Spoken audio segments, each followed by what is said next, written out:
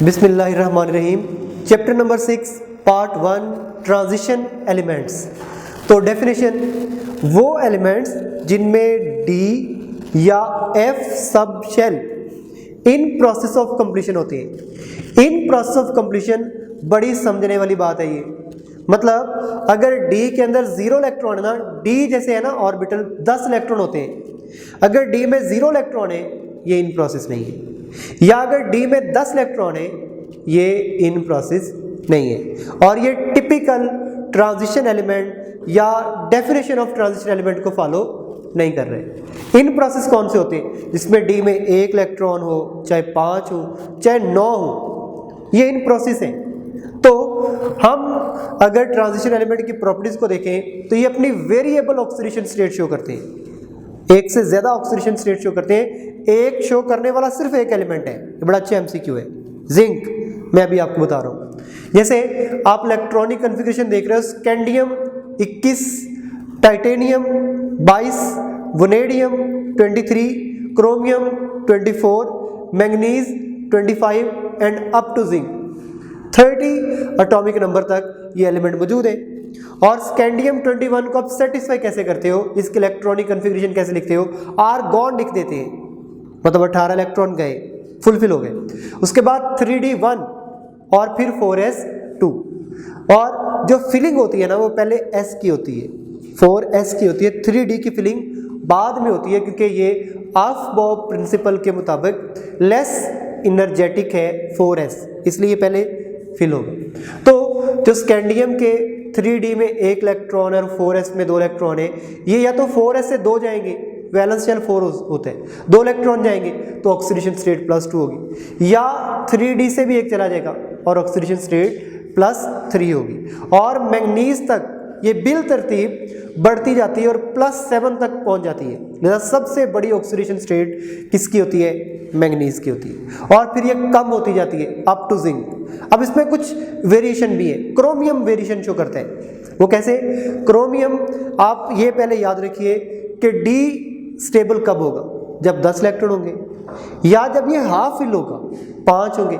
तो वो जो वेरिएशन शो की है वो क्रोमियम ने की है। कैसे? क्रोमियम के अंदर कन्फिग्रेशन बन रही थी आर्गॉन 3d4 और 4s2। तो क्या हुआ? 4s से इलेक्ट्रॉन 3d में आ गया तो 3d5 हो गया, हाफ फिल हो गया, स्टेबल हो गया। ये सही कन्फिग्रेशन है इसकी। और कॉपर में थी आर्गॉन 3d9 4s2, तो 4s से इलेक्ट्रॉन 3d में आ गया, 3d10 हो गई। ये इसकी इलेक्ट्रॉनिक कन्फिग्रेशन में कुछ वेरिएशंस है। फिर कुछ एलिमेंट अपनी +1 ऑक्सीडेशन स्टेट भी शो करते हैं, और वो कौन से? मैंगनीज, आयरन और कॉपर। तो हम MCAT 2014 में क्वेश्चन आया उसके बारे में पढ़ रहे हैं। Electronic configuration of manganese is क्या है? तो जानते हो ना 25 इलेक्ट्रॉन होते हैं, 18 आर्गॉन और 3d5 23 हो जाएंगे, और 4s2। Alpha is a right option. MCAT 2015 में क्वेश्चन पूछा गया कि electronic configuration of gold aurum is 79 electron होते हैं इसके अंदर। तो जीनॉन आ जाएगा 4f14 5d10 और 6s1। इसकी वैलेंस शेल में s के अंदर 1 इलेक्ट्रॉन मौजूद होगा, और ये alpha is a right option. MCAT 2016 में क्वेश्चन पूछा गया कि which element of 3d series of periodic table show electronic configuration of 3d6 4s2। तो निकल है ये, delta is a right option. तो टिपिकल और नॉन टिपिकल ट्रांजिशन एलिमेंट्स कौन से होते हैं? टिपिकल वो होते हैं जो डेफिनेशन को फॉलो करें। और डेफिनेशन क्या है कि डी या F sub shell in process of completion हो। लेकिन कुछ में ऐसा नहीं भी होता, जिनमें ऐसा नहीं होता वो नॉन टिपिकल है। जैसे group 2b zinc, cadmium, mercury, सब के अंदर 3d10 है, नॉन टिपिकल। इसी तरह 3b स्कैंडियम, यट्रियम, लेंथेनम, ये अपनी +3 ऑक्सीडेशन स्टेट शो करते हैं और 3d 0 हो जाते हैं, ये भी नॉन टिपिकल है। Coinage metal copper, silver, gold, जब ये +1 शो करें तो ये भी नॉन टिपिकल है। लेकिन अगर कॉपर +2 हो तो ये टिपिकल है, फिर 3d में 9 इलेक्ट्रॉन हो जाते हैं। या मर्क्यूरिक Ag+2 हो तो 4d में 9 इलेक्ट्रॉन होते हैं, ये टिपिकल हो जाता है। या आर्यम गोल्ड +3, इसके अंदर 5d में 8 इलेक्ट्रॉन होते हैं, ये भी टिपिकल हो जाते हैं। तो F block elements are called inner transition elements, while D block elements are called as outer transition elements. MCAT 2009 में क्वेश्चन पूछा गया, in modern periodic table the elements in group 2b are zinc, cadmium, mercury, beta. Beta is the right option. MCAT 2012 में question पूछा गया, which pair of transition elements show abnormal electronic configuration, तो कौन है जो एबनॉर्मल इलेक्ट्रॉनिक कन्फिग्रेशन शो कर रहे हैं। तो अल्फा के अंदर स्कैंडियम एंड जिंक, तो बीटा के अंदर कॉपर एंड स्कैंडियम, चार्ली के अंदर जिंक एंड कैडमियम, और डेल्टा के अंदर कॉपर एंड क्रोमियम। तो क्वेश्चन क्या है, विच pair of transition element show abnormal electronic configuration, कौन है जो एक्स्ट्रा ऑर्डिनरी स्टेबल हुए, तो कॉपर हुए और क्रोमियम हुए, that is our delta option. ECAT 2017 question पूछा गया कि sub group B of the periodic table represents, sub group B के अंदर कौन से एलिमेंट्स होते हैं, लेस टिपिकल एलिमेंट्स होते हैं, beta is a right option. बड़ी इंपॉर्टेंट ये डिस्कशन, बड़े ध्यान से इसको सुनना है। That is a chemical properties.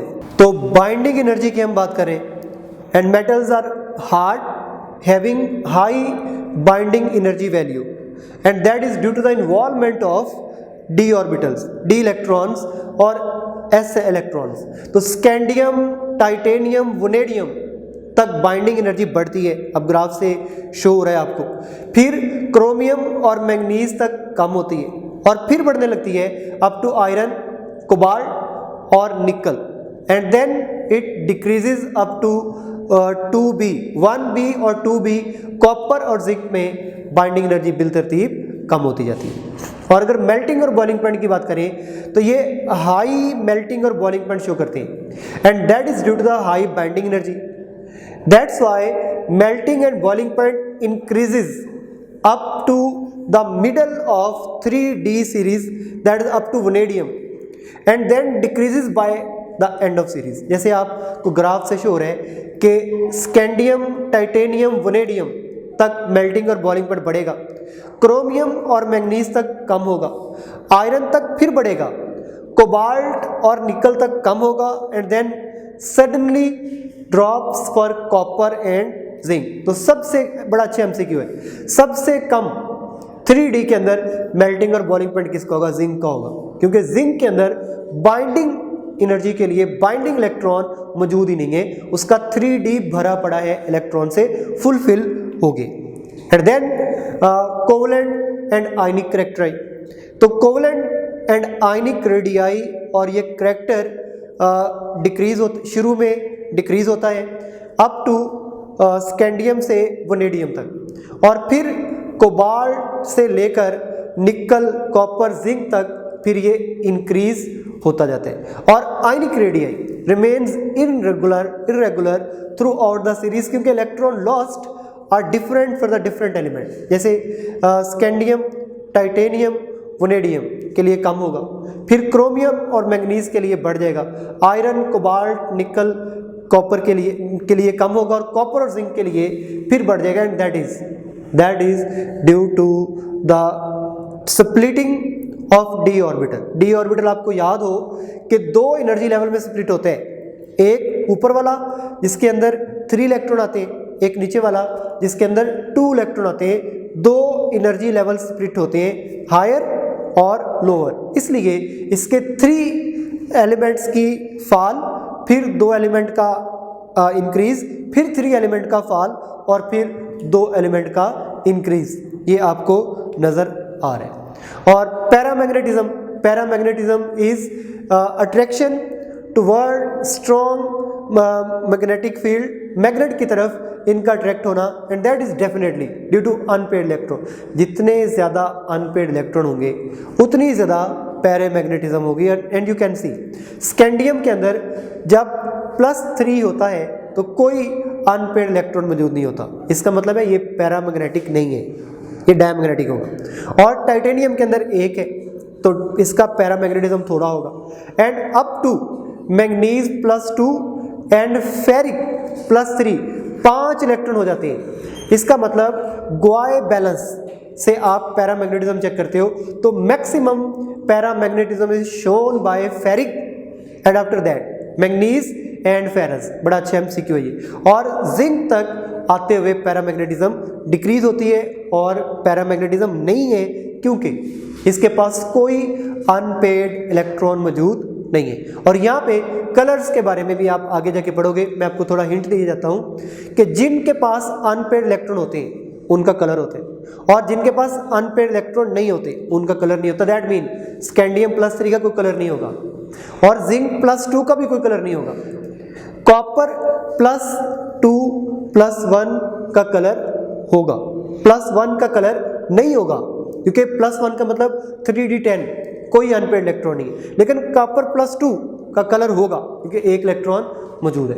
And then oxidation state, तो elements show different oxidation state from +3 to +7 or +2 is a oxidation state that possessed by all the elements of 3d series, or it is due to the involvement of unpaired electron of d orbital with s atomic orbital.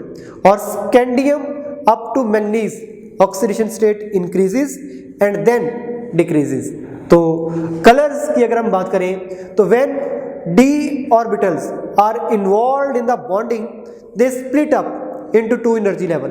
Lower orbit में 3 lower energy level में 3 orbit और higher energy level में 2 orbits fall करते हैं। और अगर इनके अंदर इलेक्ट्रॉन की dd ट्रांजिशन हो तो dd ट्रांजिशन से कलर प्रोड्यूस होता है, अदरवाइज कलर प्रोड्यूस नहीं होता। एंड वेरी इंटरेस्टिंग, अगर तो किसी d ऑर्बिटल में इलेक्ट्रॉन हो ही ना उसका कोई कलर नहीं होगा, या d के अंदर 10 इलेक्ट्रॉन हो तब भी उसका कोई कलर नहीं होगा।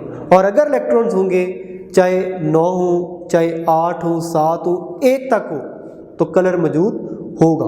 And then interstitial compound, elements के अंदर कुछ खाली जगह रह जाती हैं, गैप्स रह जाते हैं। उन गैप्स को small elements like hydrogen, nitrogen, carbon monoxide, carbon dioxide, small elements के साथ फिल करते हैं और वो जो कंपाउंड बनते हैं वो इंटरस्टिशियल कंपाउंड होते हैं। बड़ा अच्छा एमसीक्यू, ये नॉन स्टिचियोमेट्रिक कैलकुलेशंस होती हैं, आप इन एडेड एलिमेंट्स को कैलकुलेट नहीं कर सकते। और अलॉय फॉर्मेशन, मेटल्स की मिक्सिंग से डिफरेंट इंपॉर्टेंट कंपाउंड्स बनते हैं जिनके अंदर desired set of properties gain होती हैं, तो दोज आर अलॉय। तो अलॉय के अंदर आयरन, कॉपर, क्रोमियम, मैंगनीज, निकल ये एलिमेंट्स मौजूद होते हैं और अपनी अलॉय फॉर्मेशन करते हैं। ECAT 2016 में क्वेश्चन आया, the transition elements are alpha are metals, absolutely सारी मेटल होती हैं। Beta are good conductor of heat, बिल्कुल राइट, सारे कंडक्टर हैं। Charlie show variable oxidation state, ये भी सही है, लिहाजा delta all of the above. अब वैसे आपको पता होगा कि ऑल अबव की ऑप्शंस नहीं आती, लेकिन 2016 में ऐसा क्वेश्चन आया। इसके बाद with increase in number of unpaired electron paramagnetism increases alpha. और MCAT 2009 में क्वेश्चन पूछा गया, colour of transition metal compounds is due to the electrons present in d orbital alpha. और MCAT 2010, paramagnetic behaviour of an atom, ion और molecule is due to the presence of unpaired electrons, alpha is the right option. MCAT 2011, the paramagnetic character of substance is due to Charlie, unpaired electron in atom और molecule. बाकी भी पढ़ लेते हैं। Alpha में कहा गया बॉन्ड पेयर, बिल्कुल नहीं, इस पे डिपेंड करता। बीटा में कहा गया लॉन पेयर ऑफ इलेक्ट्रॉन, बिल्कुल नहीं। Delta paid electron, unpaired electron पर ये डिपेंड करता है। Charlie sustains. MCAT 2015, titanium hexa aqua transmits, red से ब्लू लाइट ट्रांसमिट करता है ये, delta is a right option. फिर MCAT 2010 में क्वेश्चन 2016 में क्वेश्चन पूछा गया, the anomalous electronic configuration shows by chromium and copper in 3D series of elements is due to the stability associated with configuration Charlie is a right option. MCAT 2017 identify the element that has maximum oxidation state manganese +7 तक होती हैं, delta is a right option. ECAT 2013 और 2015 में question पूछा गया, the colour of titanium hexa aqua +3 is violet charlie. Complex compounds क्या होते हैं? जब मॉलिक्यूल में मॉलिक्यूल ऐड करें और एक बड़ा कंपाउंड बने, फिर उस कंपाउंड को तोड़ें और वही मॉलिक्यूल दोबारा बन जाए, तो वो तो कंपाउंड होता है. लेकिन अगर मॉलिक्यूल को मॉलिक्यूल में ऐड करें और उनको तोड़ने पर एग्जैक्ट वो मॉलिक्यूल ना बने, बल्कि नए मॉलिक्यूल, नए आयंस क्रिएट हो और वो स्टेबल भी हो, उसे कंप्लेक्स कंपाउंड बोलते हो. तो कंप्लेक्स कंपाउंड और molecular complex ions are capable of independent existence are called coordination compound complexes. और complex compound दो तरह के होते हैं, simple cation और complex anion, या फिर complex cation और simple anion. कुछ टर्मिनोलॉजीज हैं जो हम complex compound के अंदर यूज करते हैं. central metal atom, ये क्या होता है? एटम और ion surrounded by species in the complex compound, जो सेंटर में ट्रांजिशन एलिमेंट होते हैं उसको कहते हैं ligand. Ion, atom or neutral molecule that donates electrons to central metal atom, उसे बोलते हो लिगेंड. और ligand with 2 atoms is called as bidentate, 3 atom tridentate और more than 3 atom polydentate ligand उसे बोलते हो. Coordination number, the number of lone pair of electrons provided by ligand to central metal atom is called as coordination number. coordination sphere क्या होता है? central metal atom और ligand को जो bracket में बंद करते हो उसे बोलते हो coordination sphere. और उसके ऊपर जो चार्ज होगा पॉजिटिव या नेगेटिव, उसे आप अलजेब्रिक सम के बाद बैलेंस करते हो बाय पुटिंग कैटाइन और by putting A9 after the coordination sphere. Chillate क्या होता है?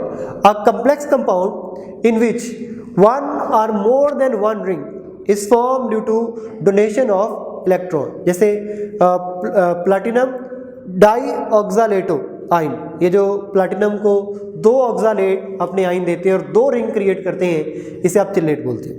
MCAT 2011 pick the correct statement. Chelates are usually more stable than ordinary. Exactly, chelate बड़े स्टेबल होते हैं. MCAT 2017 how many ligands K4FeCN6 contain, इसमें 6 electron के pair हैं जो साइनाइड दे रहे हैं, तो 6 लिगेंड है इसके अंदर. MCAT 2018 ligands having 2 lone pair of electron for donation to the central metal atom or ion is called as, उसे बोलते हो bidentate ligand beta. Nomenclature of complex compound. पहला पॉइंट, कैटाइन्स आर नेम्ड बिफोर एनाइन्स. हमेशा से, जैसे आप कहते हैं ना सोडियम क्लोराइड, तो कभी क्लोरोसोडियम क्यों नहीं कहा? क्योंकि cations are prefer to anions. Number 2, in the naming of coordination sphere ligands are named in alphabetical order. और number 3, the prefixes di, tri, tetra, penta and so on are putted to specify the coordinated ligand attached with central metal atom. Number 4, अगर ligand A9 हो तो उसकी ending O पे करेंगे, जैसे hydroxo, जैसे कार्बोनेटो, जैसे सल्फेटो. और अगर न्यूट्रल हो तो उसका नाम चेंज नहीं करेंगे, जैसे अमीन या एक्वा. और अगर suffix ATE is added for the central metal atom if the complex represents anion. अगर कोऑर्डिनेशन स्फीयर के ऊपर नेगेटिव चार्ज होगा तो सेंट्रल मेटल एटम के आखिर में ATE लगाओगे, अदरवाइज उसको चेंज नहीं करते. और oxidation number is represented by Roman numeral. Example K4FeCN6. पहले देखो कैटाइन रखा है आपने, पोटाशियम नाम भी पहले लिया. फिर लिगेंड का लिगेंसी, कितने लिगेंड लगे हुए? 6 लगे हुए. हेक्सासियानो, और ये कोऑर्डिनेशन स्फीयर नेगेटिव है, तो फर्रेट ATE. और आयरन की ऑक्सीडेशन स्टेट यहाँ पे 3 है.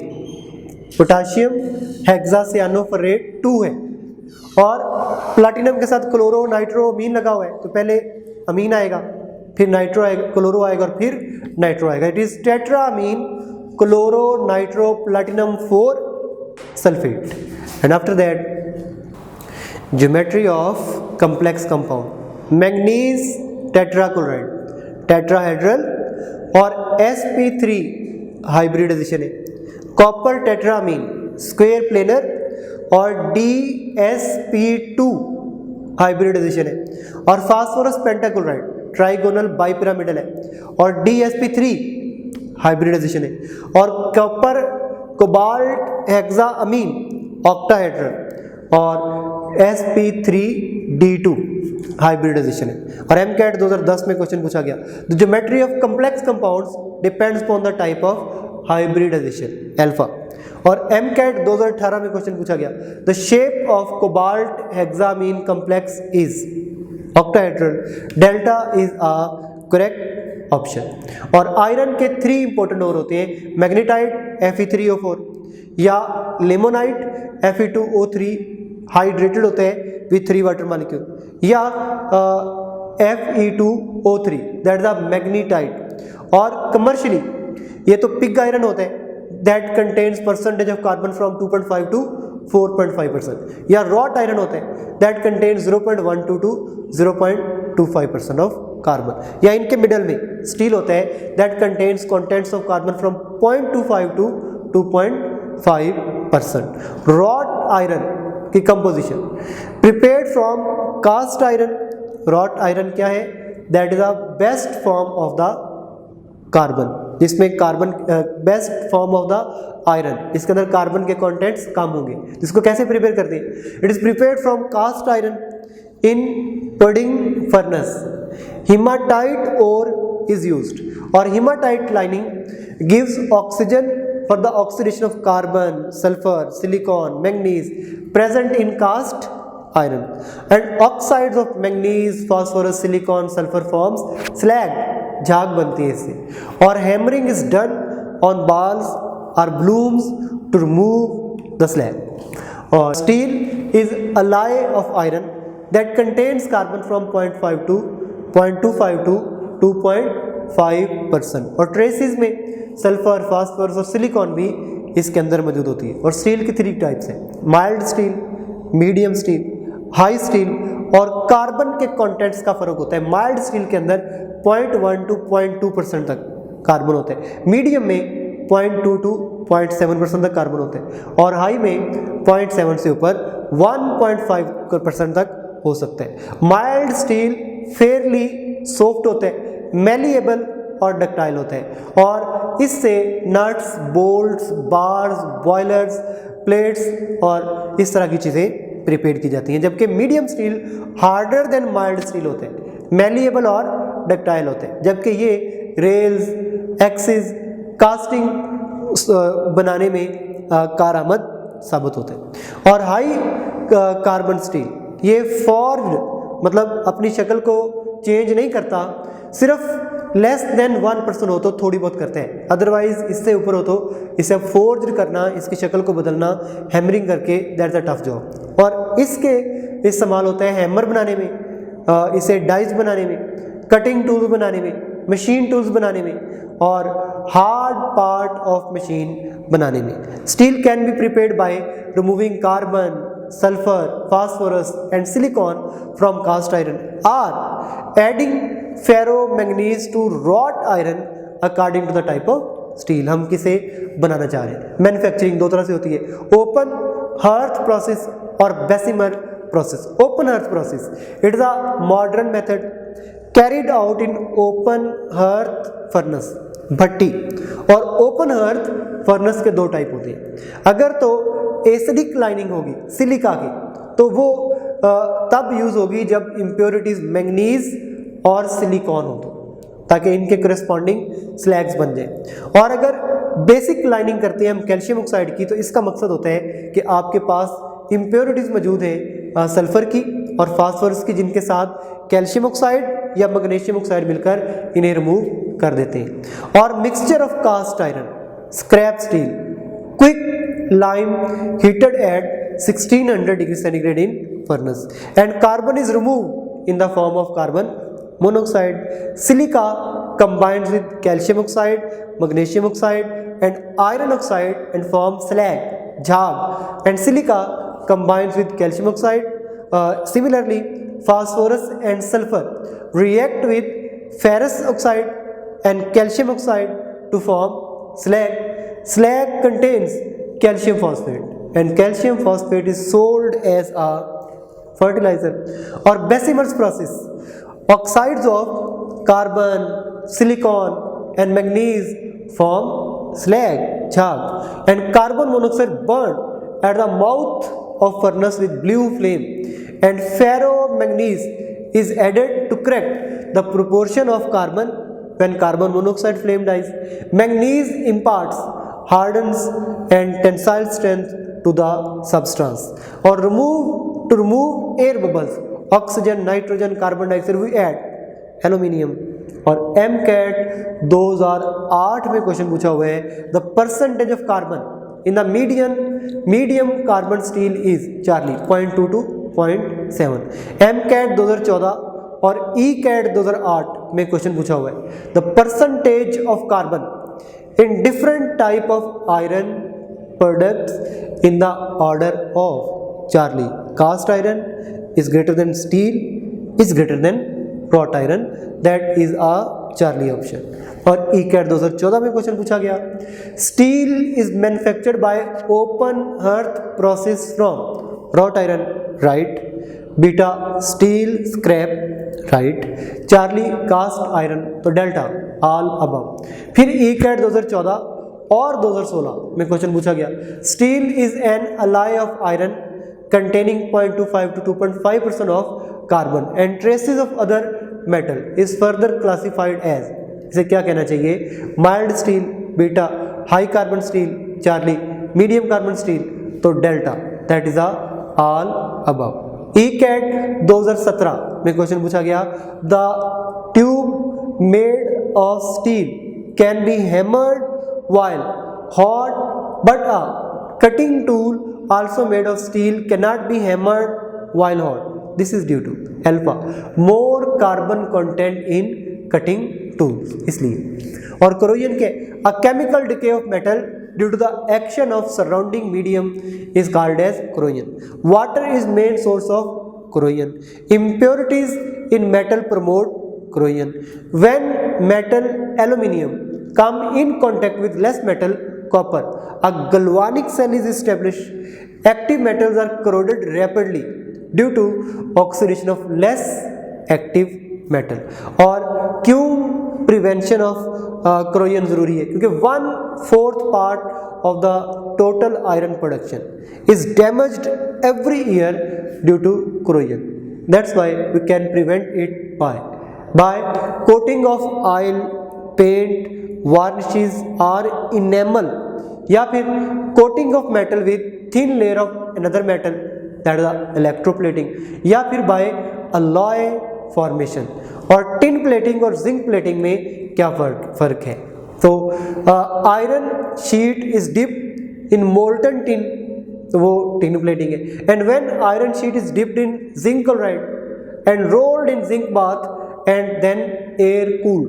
और टिन प्लेटिंग के अंदर galvanic cell is form when tin layer is damaged. और जिंक कोटिंग के अंदर galvanic cell is form when zinc is damaged.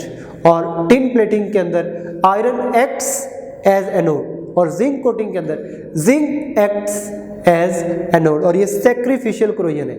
और electrons flow from iron to tin in tin plating, while electrons flow from zinc to iron in zinc plating. और फिर tin plating के अंदर iron decay होते हैं और zinc plating के अंदर जिंक डिके होता है, आयरन बच जाता है, इसीलिए इसे बोलते हो sacrificial corrosion. MCAT 2009, the most durable metal plating on iron to protect against corrosion is zinc plating, that is a sacrificial corrosion beta.